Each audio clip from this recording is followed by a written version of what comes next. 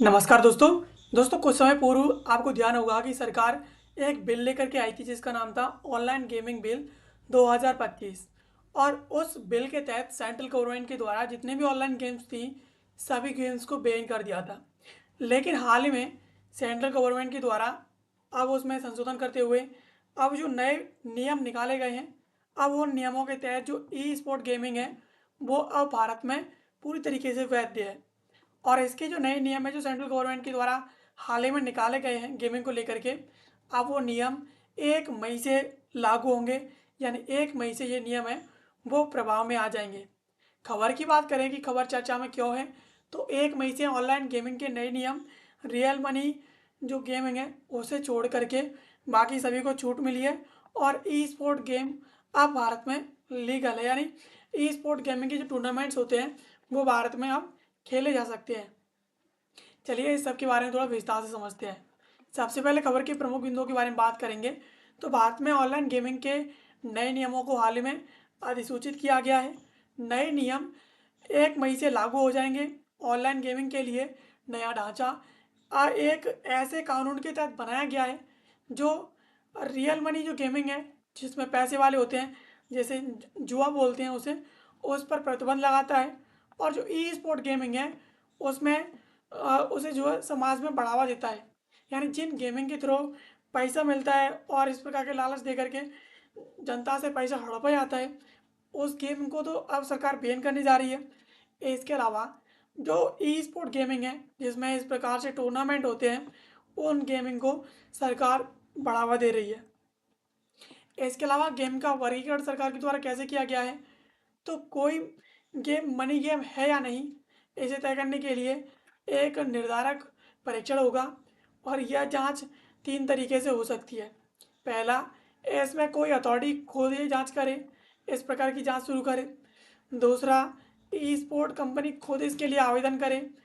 तीसरा, सरकार किसी खास कैटेगरी के गेम्स की जांच करने के लिए कहे।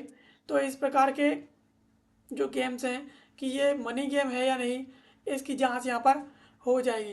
एंड इसके अलावा इसमें जांच के आधार क्या क्या लिए गए हैं, तो क्या गेम खेलने के लिए पैसा जमा करने पड़ती है, ये इसके लिए एक आधार है। दूसरा, क्या गेम जो है पैसे जीतने की उम्मीद है, गेम जब हम खेलते हैं तो गेम में हमें पैसे मिलते हैं, तो ये एक आधार है दूसरा। और तीसरा यहाँ पर ये जो है किसी इसकी जो जांच है वो 90 दिनों के भीतर पूरी करनी होगी। यानी इसकी जो जांच है वो जो भी जांच इसकी करेगा वो इसकी जांच 90 दिनों के भीतर पूरी करके देगा। इसके अलावा ऑनलाइन गेम रजिस्ट्रेशन की बात करें तो जो ई स्पोर्ट गेम्स हैं उनको तो अपना रजिस्ट्रेशन करवाना अनिवार्य है। यानी जिन गेम्स में टूर्नामेंट होते हैं उन गेम्स को अपना रजिस्ट्रेशन करवाना अनिवार्य है, यानी करवाना ही करवाना है। इसके अलावा जो सोशल गेम्स हैं केवल उन्हीं सोशल गेम्स को रजिस्टर करना होगा जिन्हें सरकार जोखिम भरा यानी बच्चों के लिए खतरा, भारी लेन देन मान करके अधिसूचित करती है। इस प्रकार के गेम्स को सरकार रजिस्ट्रेशन अनिवार्य करेगी कि इनका रजिस्ट्रेशन होना चाहिए। इसके अलावा सफल रजिस्ट्रेशन पर 10 साल के लिए एक सर्टिफिकेट मिलेगा। यानी जब रजिस्ट्रेशन हो जाएगा तो रजिस्ट्रेशन के बाद एक सर्टिफिकेट मिलेगा जो 10 साल के लिए वैलिड होगा। इसके अलावा पैसे वाले जो गेम्स हैं वो कभी ई स्पोर्ट गेम नहीं हो सकते। सरकार के द्वारा क्लियर कर दिया गया है कि जिन गेम्स में हम पैसे लगाते हैं, पैसे चले भी जाते हैं, पैसे आ भी जाते हैं, तो वो गेम्स ई स्पोर्ट गेम्स की श्रेणी में नहीं आ सकते हैं। इसके अलावा नए नियमों का मुख्य टारगेट क्या है, तो इन नियमों का उद्देश्य ये साफ करना है कि कौन सा गेम मनी गेम है जो वर्तमान में प्रतिबंधित है और इस श्रेणी में आता है, और कौन सा गेम सोशल गेम है यानी ई स्पोर्ट गेम है जिसकी भारत में अनुमति है। तो सामान्य सोशल गेम्स के लिए बार बार रजिस्ट्रेशन करवाने की अनुमति नहीं है। बाकी अगर आप कोई सोशल गेम्स हैं तो आपको उस सोशल गेम्स का रजिस्ट्रेशन करवाना होगा। यानी जिनमें टूर्नामेंट्स होते हैं इस प्रकार से उनका रजिस्ट्रेशन होगा। और जो सोशल गेम्स हैं इस प्रकार से कैंडी क्रश और बबल शूटर इस प्रकार से, तो उनका रजिस्ट्रेशन जरूरी नहीं है, अनिवार्य हो। सरकार अगर इन्हें जोखिम के तौर पर देखती है तो सरकार इनका रजिस्ट्रेशन करवा भी सकती है और ना भी करवाए। अब इसके अलावा इसके लिए एक नया रेगुलेटर बनाया गया है, online gaming authority of India, यानी सरकार के द्वारा एक गेमिंग को मैनेज करने के लिए एक अथॉरिटी बना दी है जिसका नाम है online gaming authority of India. और क्षेत्र के लिए एक नया डिजिटल रेगुलेटर बनाया जाएगा जिसका जो मुख्यालय है वो नई दिल्ली के अंदर होगा। यानी इसके लिए एक रेगुलेटर सरकार बनाएगी जिसका जो हेडक्वार्टर होगा वो नई दिल्ली में होगा। इसकी अध्यक्षता इलेक्ट्रॉनिक्स और आईटी मंत्रालय के अतिरिक्त जो सचिव होंगे, वो एडिशनल सचिव होंगे, वो इसकी अध्यक्षता करेंगे। इसके अलावा इसमें गृह और वित्त, खेल और कानून, सूचना प्रसारण मंत्रालयों के प्रतिनिधि भी इसमें शामिल होंगे। यह अथॉरिटी प्रतिबंधित गेम्स हैं उनकी एक लिस्ट बनाएगी, शिकायतों को सुनेगी और वित्तीय संस्थानों, पुलिस के साथ तालमेल बिठाएगी। यानी जो भी नियामक बनेगा, सरकार अथॉरिटी बनाएगी, वो अथॉरिटी जो भी कंप्लेंट आएंगी उन कंप्लेंट्स की सुनवाई करेगी, उसके हिसाब से वित्तीय संस्थानों से बात करेगी, पुलिस के साथ भी तालमेल बिठा करके जो सरकार अब काम करने वाली है।